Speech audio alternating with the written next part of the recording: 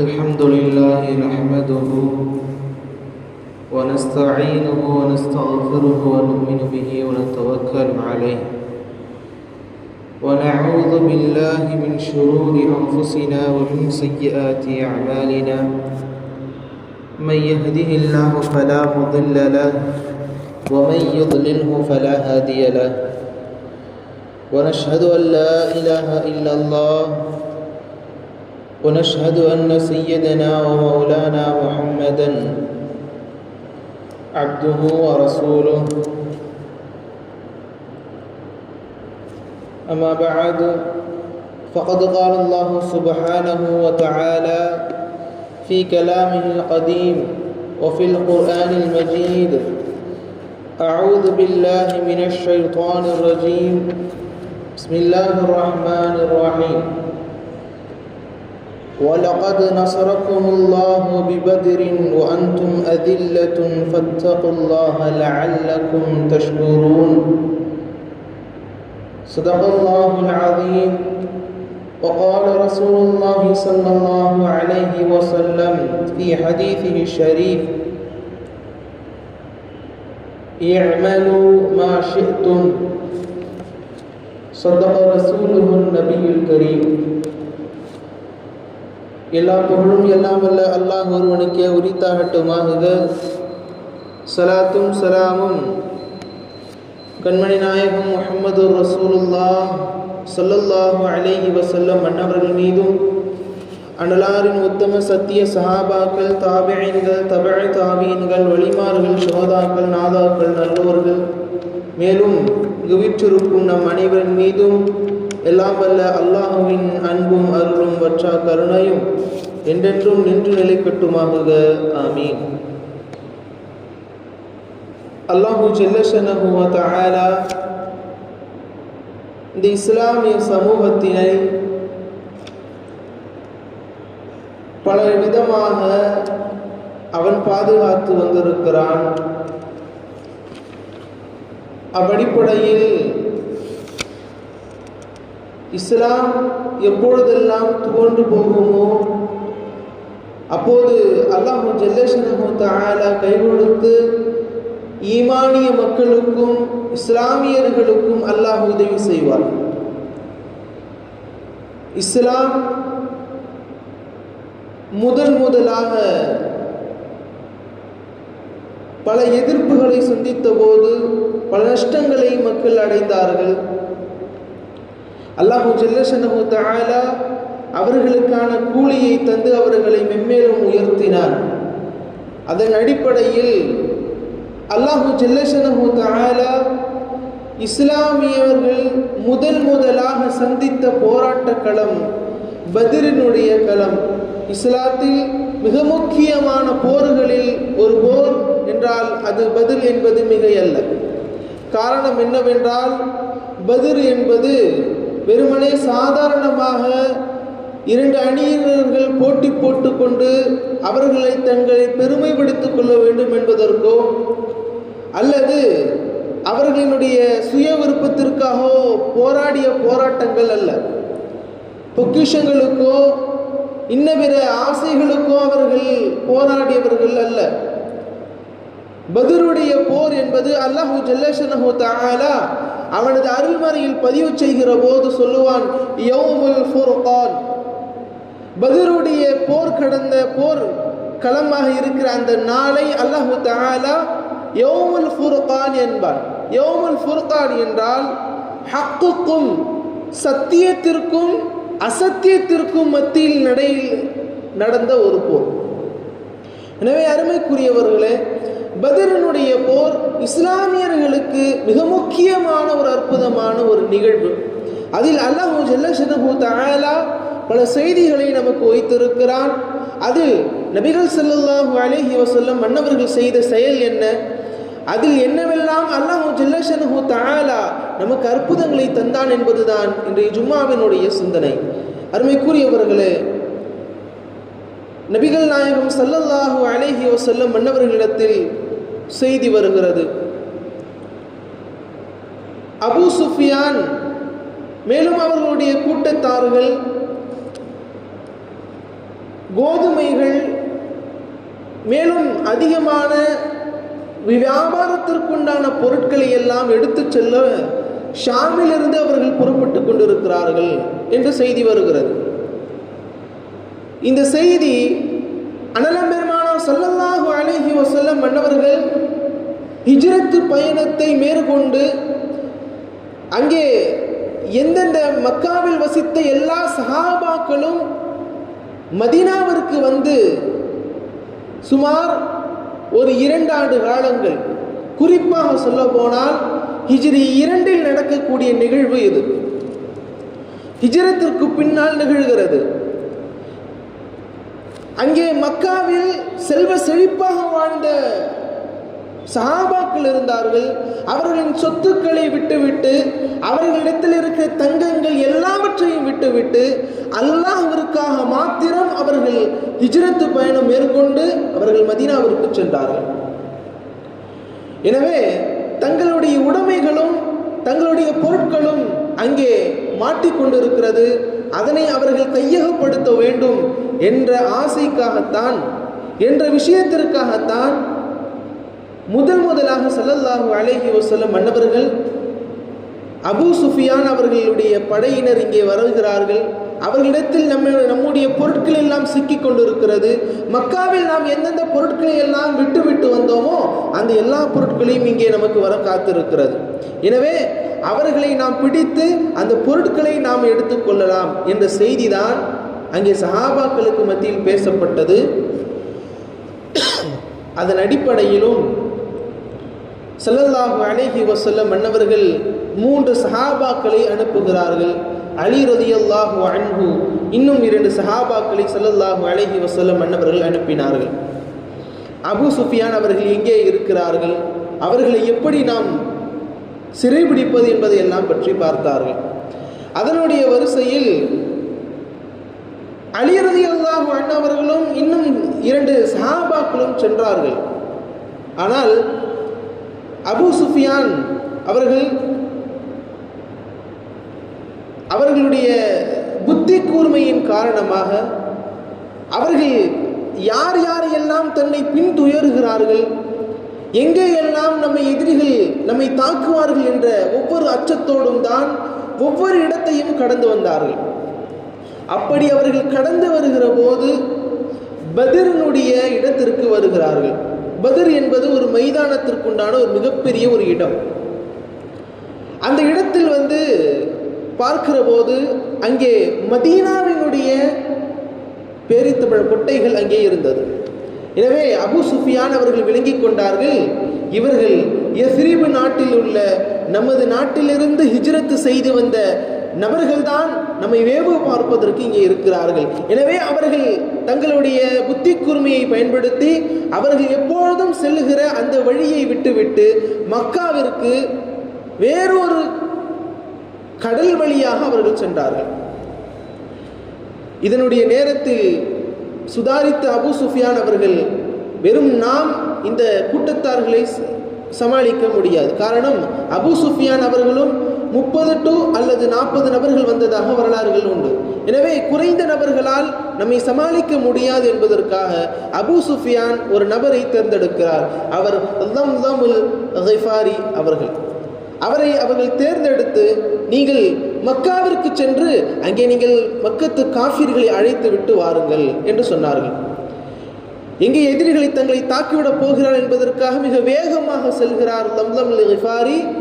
சென்று மக்காவின் மலையின் உச்சத்தின் மேல் ஏறி அவர்களுடைய ஆடைகளை எல்லாம் கிழித்துவிட்டு நம்மை எதிரிகள் தாக்க வருகிறார்கள் என்ற விஷயத்தை அவர்களுக்கு கூறி அவர்கள் ஒரு ஆயிரக்கணக்கான நபர்களை திரட்டி கொண்டு அவர்கள் அபூ சுஃபியான் அவர்களை நெருங்க வந்தார்கள். அபூ சுஃபியான் அவர்கள் பத்ர் சஹாபாக்களிடத்திலிருந்து அவர்கள் தப்பித்து, அதாவது அலி ரலியல்லாஹு அன்ஹு இன்னும் 2 சஹாபாக்களிடமிருந்து தப்பித்து அவர்கள் எப்படியோ அவர்களுடைய மக்கத்து காஃபிர்களுடன் அவர்கள் வந்து சேர்ந்து விடுகிறார்கள். சேர்ந்து விட்டதற்கு பின்னரெல்லாம் அபூ சுஃபியான் அவர்கள் சொன்னார்கள், நீங்கள் உங்களுடைய உடைமைகள் திருட்டு போய்விடுமோ, உங்களுடைய உடைமைகள் பறித்து விடப்படுமோ என்பதற்காக நீங்கள் வந்தீர்கள்.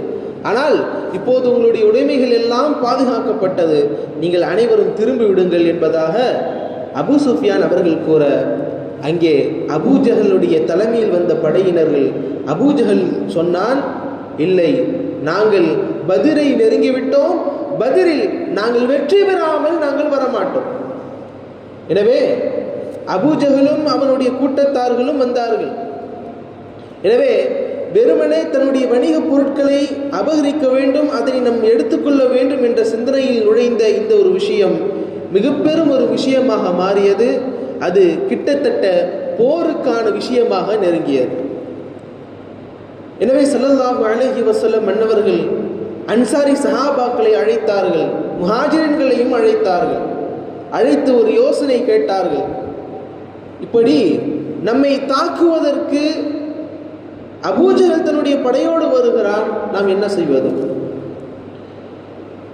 என்று கேட்கிற போது துடிப்பாக இருந்த அங்கே இருந்த சஅத் ரலியல்லாஹு அன்ஹு, சஅத் இப்னு அபி வக்காஸ் ரலியல்லாஹு அன்ஹு அவர்கள் வீரத்தின் உச்சத்தில் இருப்பவர்கள். அவர்கள் எழுந்து சொன்னார்கள், நாயகமே, யா ரசூலல்லாஹ், நீங்கள் இதோ இந்த கடலில் விழுந்து நீங்கள் வாருங்கள் என்று நீங்கள் சொன்னாலும் அந்த கடலில் நாங்கள் விழுவோம். எங்கே செல்வதற்கும் நாங்கள் தயார், நீங்கள் எங்கே சொல்லுகிறீர்களோ அதற்கு நாங்கள் தயாராகும் என்ற ஒரு உத்தரவாதத்தை அங்கே அன்சாரி சஹாபாக்களிடத்திலிருந்து கிடைத்தது. அன்சாரி சஹாபாக்கள் இன்னும் முஹாஜிரின்கள் கிட்டத்தட்ட ஒரு 82 பேர், அதனை தவிர்த்து மற்ற எல்லா நபர்களையும் சேர்த்து மொத்தமாக 313 நபர்கள் அங்கே போருக்கு செல்கிறார்கள். போருக்கு சென்று விட்டதற்கு பின்னால் அல்லாஹு ஜல்லஷனஹு தஆலா இங்கே அபூஜஹல் வருகையும் வருகிறது. இங்கே ஸல்லல்லாஹு அலைஹி வஸல்லம் மன்னவர்கள் சஹாபாக்களோடும் வருகிறார்கள். அல்லாஹு ஜல்லஷனஹு தஆலா அங்கே மக்கத்து காஃபிர்களுக்கு அவர்கள் படையினர்களும் அதிகம், அவர்கள் வந்ததோடு மாத்திரமல்ல, அவர்கள் ஒரு போருக்கு தேவையான எல்லா பொருட்களையும் வைத்திருந்தார்கள். ஈட்டிகள், அம்புகள், குதிரைகள் எல்லாமே இருந்தது. ஆனால் இங்கே அப்படியே பத்ரு சஹாபாக்களை எடுத்து பார்த்தால் அவர்களிடத்தில் 2 குதிரைகள், ஒரு 60 ஒட்டகங்கள், கொஞ்சமான ஈட்டிகள், இவ்வளவுதான் அவர்களிடத்தில் இருந்தது. ஆனால் பத்ரு சஹாபாக்களிடத்திலும் ஸல்லல்லாஹு அலைஹி வஸல்லம் மன்னவர்களிடத்திலும் இருந்த மிக பெரும் ஒரு ஆயுதம் அல்லாஹ்வின் மீது வைத்திருக்கிற அந்த நம்பிக்கை, அவனின் மீது வைத்திருந்த ஒரு இறையச்சம்.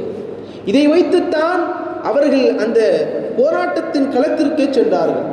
2 நபர்களும் 2 போர்க்களமும் ஒரு இடத்தில் வந்து அடைகிறார்கள். ஒரு இடத்தில் மிக பசுமையான நிலம், அது காஃபிர்களுக்கு போகிறது. இங்கே பத்ரு சஹாபாக்களுக்கு மிக கடுமையான ஒரு மணல். அல்லாஹு ஜல்லஷனஹு தஆலா அவர்கள் பின்னர் சந்திக்க போகிற போருக்கான வெற்றியை அதற்கு முன்னர் நடக்கிற நிகழ்விலேயே சில நிகழ்வுகளில் காட்டிவிட்டான். அதில் ஒரு நிகழ்வு தான் இந்த நிகழ்வு. அல்லாஹு ஜல்லஷனஹு தஆலா மக்கத்து காஃபிர்களுக்கு லேசான மணலை, அவர்கள் தங்குவதற்கு ஏதுவான மணலை தந்தான். இங்கே பத்ரு சஹாபாக்களுக்கு கடினமான மணல். அல்லாஹு ஜல்லஷனஹு தஆலா மழையை பொழிய வைக்கிறான். எல்லா சஹாபாக்களுக்கும் மகிழ்ச்சி வருகிறது.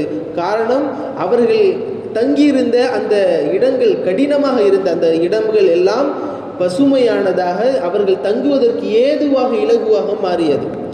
இங்கே மக்கத்து காவிர்களுக்கு லேசாக இருந்த மணல்கள் அவர்கள் அப்படியே சேரும் சகதியமாக மாறுகிறது. அவர்கள் தங்குவதற்கும் அவர்களுக்கு சரியாக அது இல்லை. அது மட்டுமல்ல, அல்லாஹு ஜல்லஷனஹு தஆலா மக்கத்து காஃபிர்கள் நினைத்து கொண்டார்கள், இந்த போருக்கு அவர்களே தங்களை நாடி அவர்கள் வருகிறார்கள் என்பதாக. ஆனால் அப்படி அல்ல. ஷைத்தான் அங்கே அபூஜஹலையும் அவர்கள் கூட்டத்தார்களையும் அங்கே போராட்ட களத்திற்கு வர வைத்தான். அபூஜஹல் அவனுடைய படையினரோடு வருகிறான். அவர்கள் பத்ரை நெருங்குவதற்கு முன்னால் பனு பக்ரா என்ற கூட்டம், அந்த கூட்டத்தார்கள் இருக்கிற அந்த இடத்தை தாண்டித்தான் மக்கத்து காஃபிர்கள் செல்ல வேண்டும். ஆனால் பனு பக்ராவிற்கும் மக்கத்து குறைஷிகளுக்கும் 2க்கும் ஒரு சண்டை சச்சரவுகள் இருக்கிறது. எனவே எங்கே நாம் பதிலில் நாம் வெற்றி பெற்றாலும் நம்மை வீழ்த்திவிட போகிறார்கள் என்ற எண்ணங்கள் வருகிற போது அங்கே ஷைத்தான் உருவெடுத்து வருகிறான். சுராக்கத் பின் மாலிக் என்பவருடைய ரூபத்தில் அவன் வருகிறான். அவர்கள் பனு முத்லஜினுடைய கூட்டத்தினுடைய தலைவராக இருக்கிறவர்கள். அவருடைய ரூபத்தில் சுராக்கத் பின் மாலிக் அவர்களுடைய ரூபத்தில் ஷைத்தான் வருகிறான். ஷைத்தான் வந்து அங்கே மக்கத்து காஃபிர்களுக்கு உத்தரவாதம் தந்தான். நீங்கள் எதுவும் கவலைப்பட வேண்டாம், நான் உங்களோடு இருப்பேன், உங்களை நாங்கள் ஒருபோதும் துவம்சம் செய்ய மாட்டோம், உங்களுடன் கைகோர்த்து நிற்போம் என்ற உத்தரவாதத்தோடு ஷைத்தான் அங்கே அபூ ஜஹலையும் அவருடைய படையினர்களையும் கூட்டி வந்தான். இங்கே அருமை நாயகம் ஸல்லல்லாஹு அலைஹி வஸல்லம் மன்னவர்கள் இறையச்சத்தோடும் அல்லாஹ்வினுடைய நினைப்போடும் அல்லாஹ்வின் மீது அதிகம் வைத்திருக்கிற அந்த அளப்பெரும் பாசத்தோடும் வந்தார்கள். அந்த முந்தின இரவு மிக முக்கியமானது ஒரு இரவு, பிறை 17 என்பதாக குறிப்பிடுகிறார்கள். ரமலானுடைய இந்த நேரத்தில் பிறை 17 ஸல்லல்லாஹு அலைஹி வஸல்லம் மன்னவர்கள் அதனுடைய இரவில் கேட்டார்கள் கடுமையானதொரு துஆ. ஏன் ஸல்லல்லாஹு அலைஹி வஸல்லம் மன்னவர்களுக்கும் பத்ர் சஹாபாக்களுக்கும் இவ்வளவு மகத்தான வெற்றிகள் கிடைத்தது என்பதாக ஏன் என்று பார்க்கிற போது அதனுடைய பின்னணியில் ஸல்லல்லாஹு அலைஹி வஸல்லம் மன்னவர்களுடைய மிக உருக்கமானது ஒரு துஆ இருந்தது.